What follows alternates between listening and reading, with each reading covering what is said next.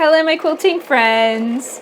Leah Day here with a new free motion quilting design. Today I am stitching Super Wobble. Basically it starts in the center of your quilting space with a simple wobbly line, just like this. And I'm going to have these thread tails in my way a bit here. So I'm going to have to kind of keep tucking them away so that way they don't get underneath the foot.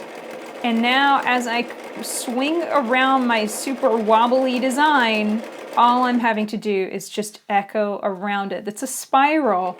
That means that you start in the center and just continue expanding the design as you go. And it's just a simple echo. So I think these thread tails are long enough I can tie them off, and that way they won't be in my way as I continue stitching more of the design. And to tie these thread tails off, I just tie them in a knot. And then I grab a cheater needle. This is a needle that has a groove in the eye, so that way I can pop the thread tails in really easily. I'm going to run that cheater needle a distance through the quilt, about 1 inch, flip it up, double check that it's not coming through the back side, and then I pop those thread tails in. And I've got another video on hiding and tying off your thread tails.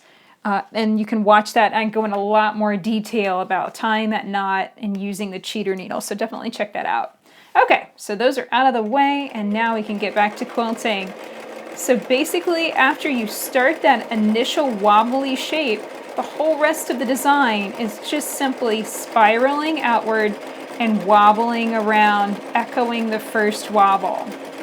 And as you can see, I'm adding just a few subtle more wobbles here. So I'm slightly curling the design down right there. And that's just making it more interesting. Whatever you start with at the beginning is what's going to be expanded exponentially over your quilt. So you might start with a really tight shape here in the center, and it's going to end up being very smooth curves by the time you reach, 3 or 4 rings away from it. It's just going to start softening up the further you go, the more lines of stitching you stitch around it. Now, one thing that's important, and you might not have noticed this, but I got started stitching and I made sure that the design is moving in a clockwise direction. That means that the design is going this way. The quilt itself is actually spinning in the machine counterclockwise. So watch how the quilt rotates. The quilt is moving counterclockwise, the design is moving clockwise. And this is important. Let's say I was working on a really big quilt and this had a lot of bulk in the arm of the machine.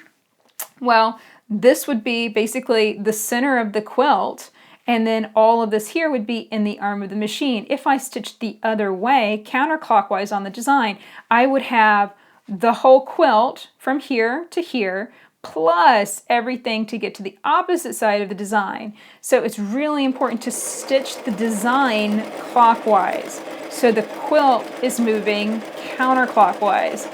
That might be, a little confusing. Whenever I thought about it and actually broke it down in my head, I was like, that actually does sound a little confusing. But when you actually get it on your machine and start quilting a spiral on your quilt, you'll definitely be happy that you are stitching the design in a clockwise direction.